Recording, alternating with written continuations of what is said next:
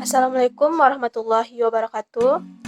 Baiklah, saya Anggia Permana Putri, NIM 19033779 dari Prodi Pendidikan Fisika akan menjelaskan tentang konsep kepemimpinan dalam organisasi. Baiklah, kita masuk ke materi. Yang pertama yaitu kepemimpinan dan gaya kepemimpinan. Manajemen adalah proses dua pihak, pertukaran dua arah. Pemimpin dan bawahan berbagi tanggung jawab dan keduanya aktif dalam membantu proses-proses seperti komunikasi, kepemimpinan, dan kekuatan sosial. Bukan hanya manajer yang membutuhkan pelatihan bagaimana cara berkomunikasi. Setengah tanggung jawab berkomunikasi terletak pada bawahan. Kepemimpinan adalah proses dua pihak, dua arah, artinya satu pihak harus mengetahui cara memimpin dan pihak lain harus mengetahui cara mengikutinya. Tetapi dalam pelaksanaannya tidak ada hal-hal seperti pemimpin murni dan pengikut murni. Setiap pihak adalah pemimpin dan pengikut pada waktu bersamaan, dan kedua belah pihak memikul tanggung jawab untuk meningkatkan efektivitas kepemimpinan. Pemimpin adalah orang yang tugasnya memimpin, sedangkan kepemimpinan adalah bakat atau sifat yang harus dimiliki seorang pemimpin. Kepemimpinan membutuhkan penggunaan kemampuan secara aktif untuk mempengaruhi pihak lain dan dalam mewujudkan tujuan organisasi yang telah ditetapkan lebih dahulu. Kepemimpinan adalah kekuasaan untuk mempengaruhi seseorang, baik dalam mengerjakan sesuatu atau tidak mengerjakan sesuatu. Bawahan dipimpin dari bukan dengan jalan menyuruh atau mendorong dari belakang. Masalah yang selalu terdapat dalam membahas fungsi kepemimpinan adalah hubungan yang melembaga antara pimpinan dengan yang dipimpin menurut rules of the game yang telah disepakati bersama. Seorang pemimpin selalu melayani bawahannya lebih baik dari bawahannya tersebut melayani dia. Pemimpin memadukan kebutuhan dari bawahannya dengan kebutuhan organisasi dan kebutuhan masyarakat secara keseluruhannya. Dalam setiap organisasi selalu terdapat hubungan formal dan hubungan informal. Hubungan formal melahirkan organisasi formal, sedangkan hubungan informal melahirkan organisasi informal. Kepemimpinan formal adalah kepemimpinan yang resmi yang ada pada tingkatan dalam jabatan kepemimpinan. Pola kepemimpinan tersebut melihat pada berbagai ketentuan yang mengatur hierarki dalam suatu organisasi. Kepemimpinan formal tidak secara otomatis merupakan jaminan akan diterima menjadi kepemimpinan yang sebenarnya oleh bawahan. Penerimaan atas pimpinan formal masih harus diuji dalam praktek yang hasilnya akan terlihat dalam kehidupan organisasi. Apakah kepemimpinan formal tersebut sekaligus menjadi kepemimpinan nyata? Kepemimpinan informal juga sering disebut dengan istilah headship. Kepemimpinan informal tidak didasarkan pada pengangkatan. Jenis kepemimpinan ini tidak terlihat pada struktur organisasi. Ada perbedaan antara pemimpin dengan non-pemimpin. Yang pertama yaitu pemimpin. 1. Memberikan inspirasi kepada bawahan. Yang kedua, menyelesaikan pekerjaan dan mengembangkan bawahan. Yang ketiga, memberikan contoh kepada bawahan bagaimana melakukan pekerjaan. Yang keempat, menerima kewajiban-kewajiban. Dan yang kelima, memperbaiki segala kesalahan atau kekeliruan. Sedangkan yang non-pemimpin, yang pertama, memberikan dorongan kepada bawahan. Yang kedua, menyelesaikan pekerjaan dan mengorbankan bawahan. Yang ketiga, menanamkan perasaan takut pada bawahan dan memberikan ancaman. Yang keempat, melimpahkan kewajiban kepada orang lain. Yang kelima, melimpahkan kesalahan kepada orang lain dengan apabila terdapat kekeliruan atau penyimpangan-penyimpangan. Ada teori kepemimpinan dan tipe-tipe kepemimpinan. Yang pertama, teori kepemimpinan, yaitu teori genetik. Inti dari teori ini tersimpul dalam mengadakan leaders are born and not made, bahwa penganut teori ini mengatakan bahwa seorang pemimpin ada karena ia telah dilahirkan dengan bakat memimpin. Dalam keadaan bagaimanapun, seorang ditempatkan pada suatu waktu ia akan menjadi pemimpin karena ia dilahirkan untuk itu. Artinya, takdir telah menetapkan ia menjadi pemimpin. Teori yang kedua yaitu teori sosial.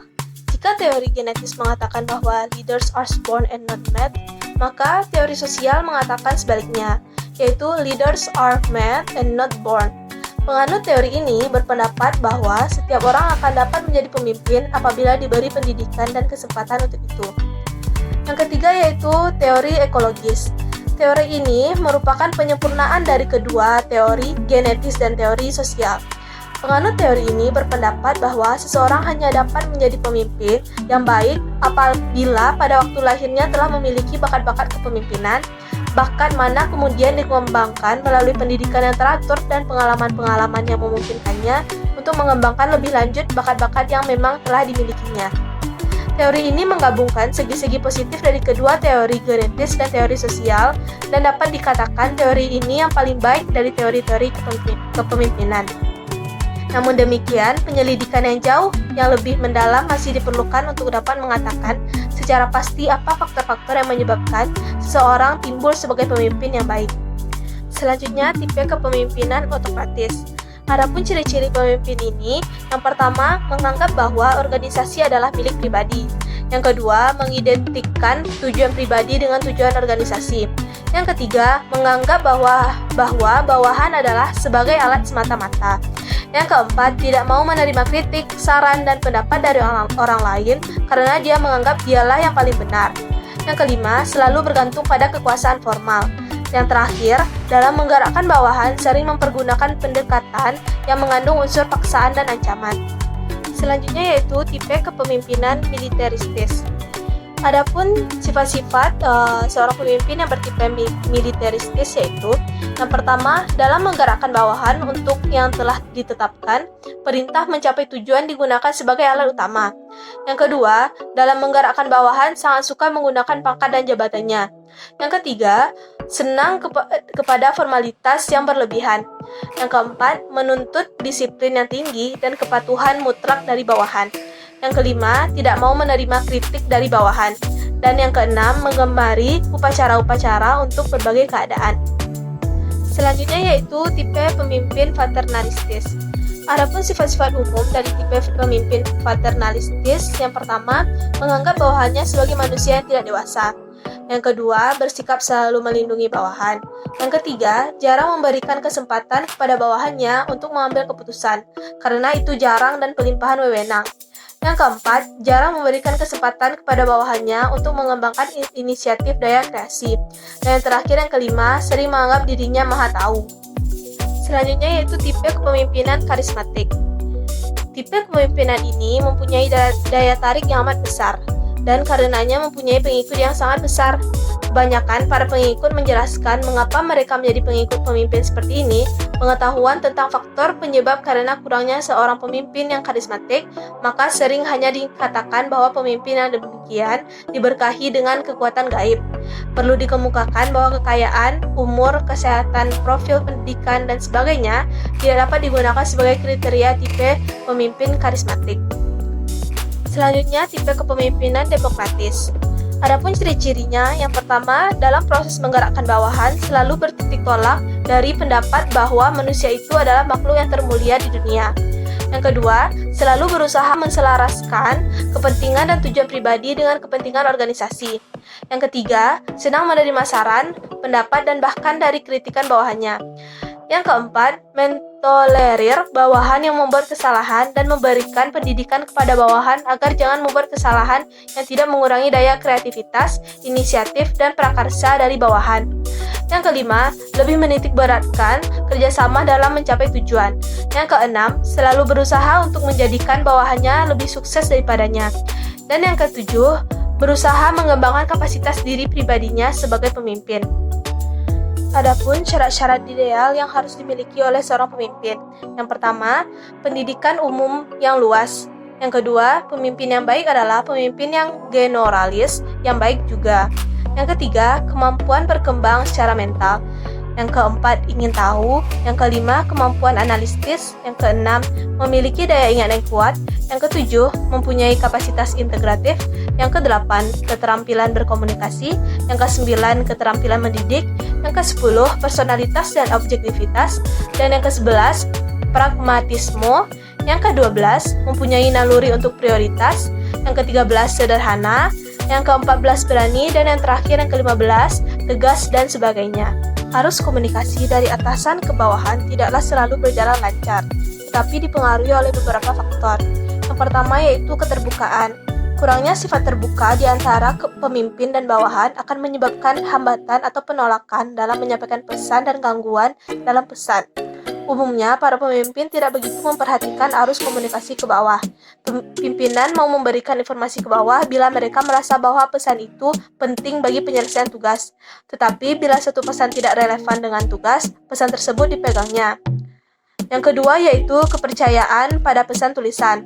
Kebanyakan para pemimpin lebih percaya pada pesan tulisan dan metode difusi yang menggunakan alat-alat elektronik daripada pesan yang disampaikan secara lisan dengan tatap muka.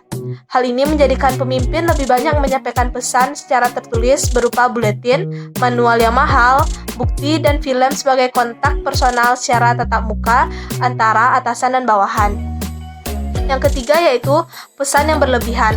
Karena banyaknya pesan yang dikirim secara tertulis, maka bawahan dibebani dengan memo-memo, buletin, serta pengumuman, majalah, dan pernyataan kebijaksanaan, sehingga banyak sekali pesan yang harus dibaca karyawan. Yang keempat yaitu timing atau ketepatan waktu pengiriman pesan mempengaruhi komunikasi ke bawah. Pemimpin hendaklah memperhitungkan faktor waktu yang tepat bagi pengiriman pesan dan dampak yang potensial kepada tingkah laku bawahan. Yang kelima yaitu penyaringan. Pesan yang dikirimkan kepada bawahan tidaklah semuanya diterima mereka, tetapi mereka saring mana yang mereka perlukan. Penyaringan pesan ini dapat disebabkan beberapa faktor, diantaranya perbedaan persepsi di antara karyawan, jumlah mata rantai dalam jaringan komunikasi, dan perasaan kurang percaya kepada pengawas. Adapun faktor penghambat komunikasi. Yang pertama yaitu mengabaikan informasi yang berbenturan dengan yang telah kita ketahui. Yang kedua, persepsi mengenai komunikator. Penerima tidak saja mengevaluasi apa yang dia dengar berdasarkan latar belakangnya sendiri, tetapi dia juga mempertimbangkan pengirimannya. Yang ketiga, pengaruh kelompok. Kelompok yang mempengaruhi sikap dan peranan kita. Yang keempat, suatu kata akan berarti lain bagi orang yang berbeda. Kata-kata yang memiliki arti yang sangat khusus bagi beberapa orang, yang akibatnya bahwa mereka mempunyai kesan yang berbeda dari yang dimaksudkan. Yang kelima, bahasa khusus. Kita semua cenderung untuk menggunakan bahasa khusus atau jargon. Yang keenam, keadaan emosi. Emosi kita mewarnai kemampuan kita untuk menyampaikan atau menerima pesan. Yang ketujuh, kebisingan. Faktor-faktor luar dapat mengganggu penerimaan pesan. Yang kedelapan, ukuran. Ukuran dan kerumitan organisasi modern dapat mengganggu komunikasi. Selanjutnya yaitu untuk mengatasi penghambat.